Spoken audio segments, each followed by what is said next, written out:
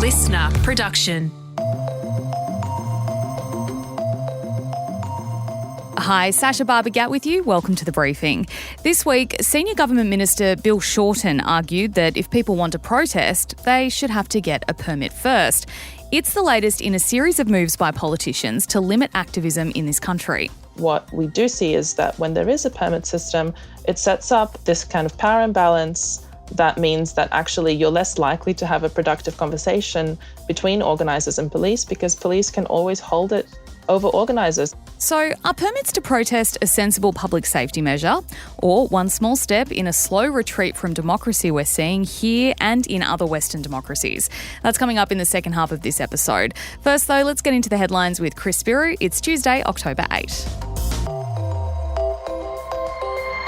Morning, Sasha. Morning, everyone. The first repatriation flights from Lebanon have touched down in Australia overnight, carrying Aussies fleeing the escalating conflict between Hezbollah and Israel.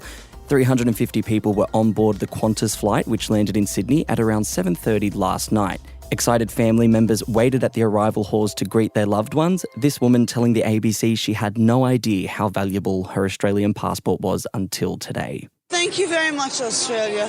And I wanted to say safety is more important than freedom. Safety is much important than freedom. And now we feel safe. Long live the King. This comes after events to mark the one-year anniversary of the October 7 attacks across the country. Anthony Albanese was met with jeers at a Jewish community ceremony in Melbourne last night, while opposition leader Peter Dutton was cheered when he attended a similar event in Sydney. Now, it's worth noting the event in Melbourne was peaceful, but the PM did cop some cries of shame, and a speaker at the event criticised the federal government for being weak and ambiguous on the conflict in the Middle East. Now, overnight, Israel has also marked the anniversary of the October 7 attacks. There was an event in Tel Aviv where a minute's silence was held and images of the people who had been killed on October 7, as well as the hostages still being held captive, were flashed up on a big screen. Only 2,000 people were there, though, because of restrictions imposed on large gatherings in the capital, because a barrage of missiles has been fired once again into Israel on the anniversary of October 7.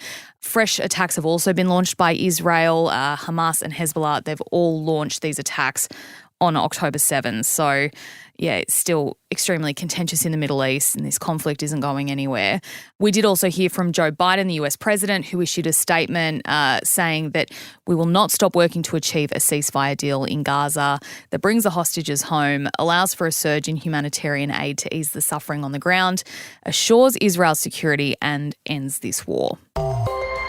Back home now, where Australia will soon protect over 50% of its oceans, more than any other country in the world. So the Environment Minister has declared the move to expand a sub-Antarctic marine park southwest of Perth by 300,000 square kilometres, Sash. Yeah, this is cool, but of course timing is everything, and this comes as Tanya Plibersek prepares to front a global nature summit in Sydney today, where the Australian government is going to cop criticism for failing to invest at the level needed to protect the environment.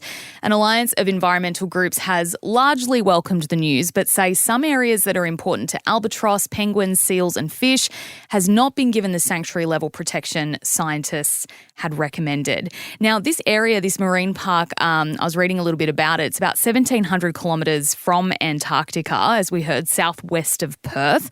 And it's called the Heard and McDonald Islands, where this park is. It's home to glaciers, wetlands, and Australia's only active volcanoes, which is interesting. And scientists say it's one of the places on the planet that is least disturbed by humans, so worth protecting.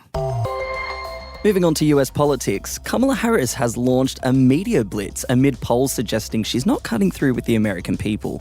It all kicked off on Sunday when she appeared on the massive podcast Call Her Daddy, hosted by Alex Cooper, where they spoke about everything from JD Vance's childless cat lady comments to female reproductive rights. I have seen girls on the street walk up to men and be like, do you know where a tampon goes? Do you know how many tampons we use? And they don't know the answer. I was the first vice president or president to ever in office go to a reproductive health care clinic, ever. Really? Yes. Yes. I didn't know that. So Cooper says her team had also reached out to Donald Trump saying that if he wants to have a meaningful and in-depth conversation about women's rights, then he is more than welcome to come on Call Her Daddy.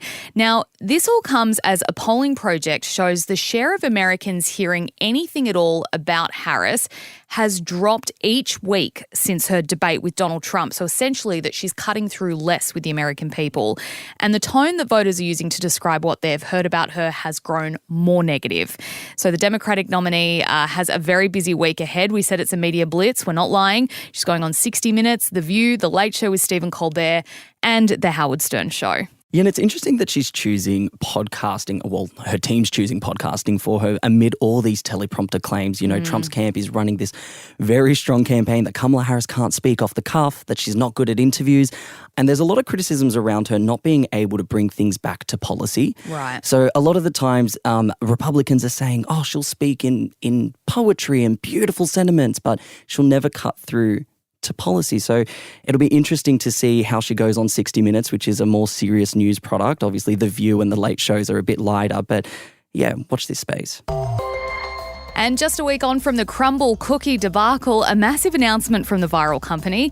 They are bringing their sweet treats down under officially. Woohoo! Officially being the key word. Now, we covered this on the podcast last Friday, Arvo. It's worth a listen if you haven't heard it already. But basically, this group caused controversy after launching a Crumbl pop-up in Sydney. It turns out, though, they'd just flown to the US and bought them themselves and were flogging them for $17.50 a piece off a trestle table. Usually they're about $6.50 Australian. Well, Crumbl has now announced it's accelerating plans to bring its cookies to Australia and will share details to social media on when and where it'll happen. So reading this while they did this great, I saw it on TikTok, they did this great big announcement. They're like, ooh, Crumbl coming to Australia. But it sounds like they're just maybe capitalising on the hype at the moment and going, we're coming, but they haven't said, oh, we're coming next month or by the end of the year. They've just kind of said it's happening. Yeah, and that was actually my big question to lawyer Jahan Kalanta last Friday. My big question was, is this part of a big master plan from the US company just to launch in Australia, to test the waters a little bit? And I believe he said they wouldn't want to be associated with a dirty servo selling stale cookies. So, I mean, look, it's great. It'll be great. It'll be a great opportunity for us to finally taste the authentic Crumbl cookie, not Crumbl cookies that have traversed, multiple time zones and been in carry-on luggage. Agreed.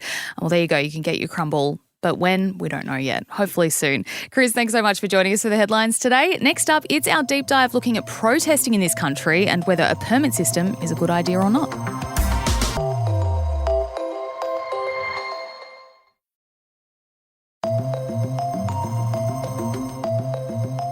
Hey, Bension here.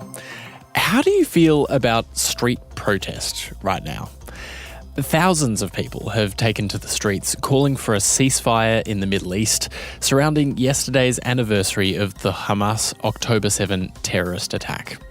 While polls show an overwhelming majority of Australians, more than 80% of people want a ceasefire, they also show plenty of people don't think protest here is the way to achieve it. Meanwhile, Senior Federal Minister Bill Shorten has weighed in, arguing that if people want to protest, they should have to get a permit from police first. That's how things already work in New South Wales, and he wants to extend it to Victoria. So what exactly is our relationship to protest right now? And what is it meant to achieve in 2024 when authoritarian, populist politics are challenging democracies around the world? Anastasia Radievska is a protest rights campaigner at the Australian Democracy Network. Anastasia, welcome to the briefing. It can be a risky business, gathering thousands of people in a public place. What's wrong with making protesters get a permit? The number one thing is that under international law, protests don't need authorization from the state. If you're seeking to protest a political issue, if your protest is authorized by that state, that almost defeats the point of the protest in the first place. And governments who are the ones being protested can't also be the ones who are allowing or not allowing protests that's clearly antithetical to what the point of protest is. That said, if I were looking to gather thousands of people in a public space over an issue where people are rightly upset and angry, and, there could be a risk of property damage or violence, is it such a bad idea to make me get a permit first?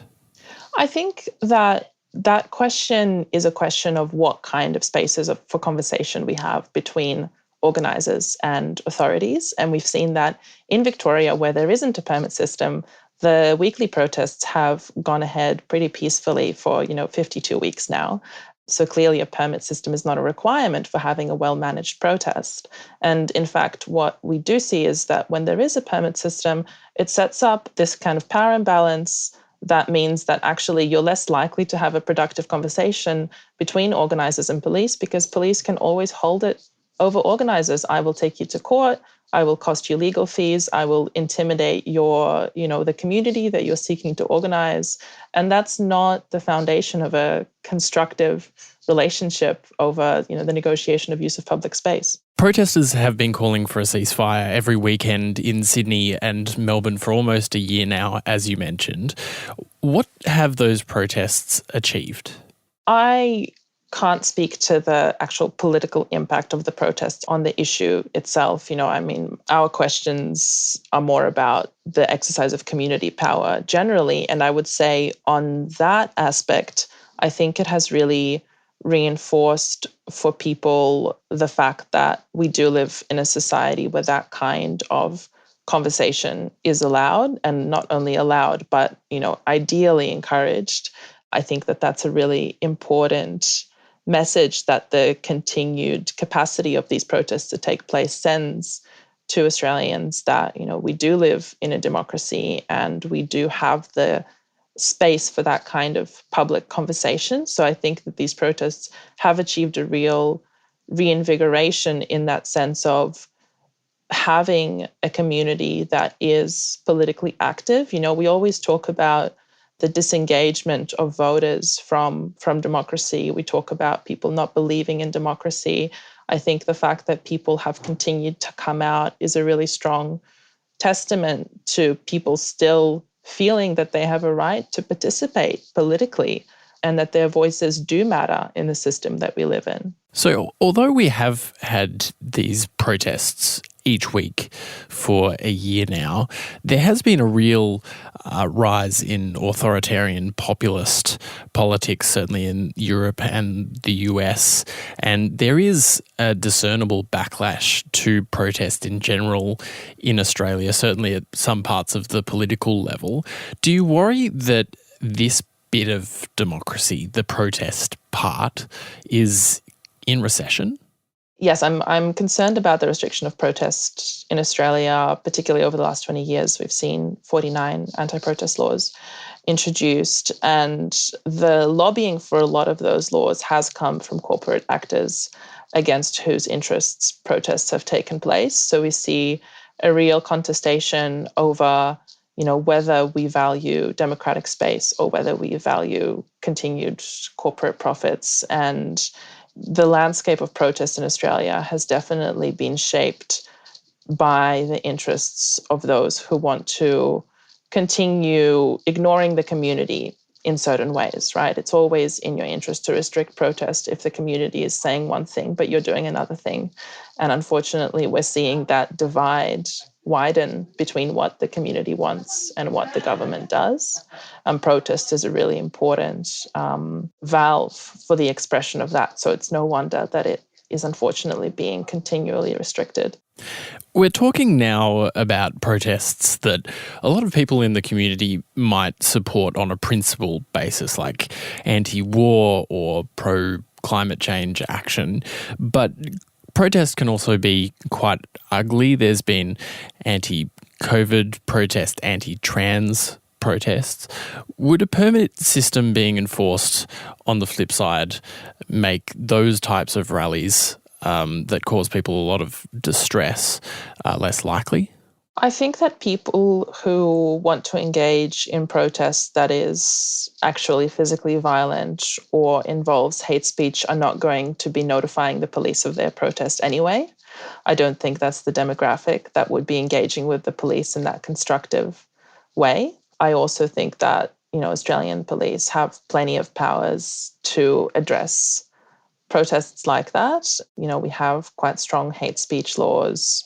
We have, capacity for police to move people on when required, etc. I think that the protections against the harm that can come from violence are existing, and that addressing those kinds of restrictions to protests as a whole is punishing the community for the actions of a very small subset of people who, want to gather for violent or hateful ends. Do you think that part of the reason for this backlash against protest in Australia has been that if you're on your way to work or picking up the kids and a protest stops you from doing that on time, do people just get irritated? And is that the intended effect?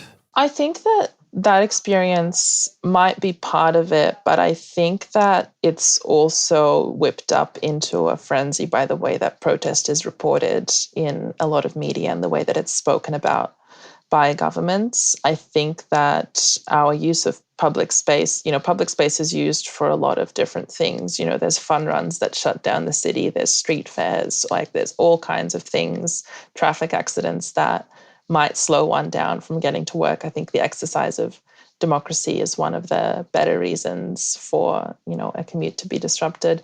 But what we see is that when these instances happen, there's a lot of immediate disinformation that happens in the moment of a protest. For example, even in Melbourne earlier this year, the Westgate Bridge climate protest, where there was reporting about somebody being stuck in traffic and therefore having to give birth on the side of the road. That occurred, I think, 2 or 3 hours from Westgate Bridge. So it's very difficult to pin that down to the protest, and that link was tenuous, but the media picked it up and ran with it. Same with the claim that there was an ambulance that was stopped by the Harbour Bridge protests in 2022. The police themselves admitted in court that that was not true, but again, it was picked up and ran with by the media. The Disrupt Land Forces protest earlier last month in Melbourne, the claims of acid being used against police, which actually turned out to be a smelly gas that gives Parmesan cheese its smell. I mean, again and again, we see this kind of immediate backlash based on misinformation about protest. And that very much colors public opinion and sets people against protesters when really, protests are being done by the community, and often in the interests of those who they might irritate. And protest is always unpopular, It's always unpopular in the moment that it happens. Only in retrospect do we sort of say, okay, this was something that was worth fighting for. Finally, we used to see protests in Australia where literally hundreds of thousands of people at a time would march. Do you think Australia will ever see protests at the scale we saw them before social media? I think that perhaps we're not seeing that one kind of huge numbers protests that we saw during the Iraq War, but I think that the sustained mobilization over the last year in relation to the Israel-Palestine conflict is something that's almost unprecedented in Australian history, aside from the Vietnam moratorium. I think that this kind of anti-war movement is something that, we've not seen in Australia for a long time, and it's a very inspiring thing that despite all of these restrictions on protests and despite all of this negative media framing around protests, people still feel that it is worth engaging in and continue to engage in it. It's a real testament to the centrality of it for the community and the centrality of it to our democracy. Well, Anastasia, thanks so much for joining us on The Briefing. Thank you very much. Anastasia Radievska there. She's a protest rights campaigner at the Australian Democracy Network. Thanks for listening to this episode of The Briefing. That's it for now. Before you go, we'd love it if you could share this ep with someone you think might want to hear it. And if you want to keep up with our other content, you can always check us out on Instagram at The Briefing Podcast and on TikTok and YouTube. Just search Listener Newsroom. We'll be back in your feed with another episode this afternoon from 3. I'm Bension Siebert. Catch you next time.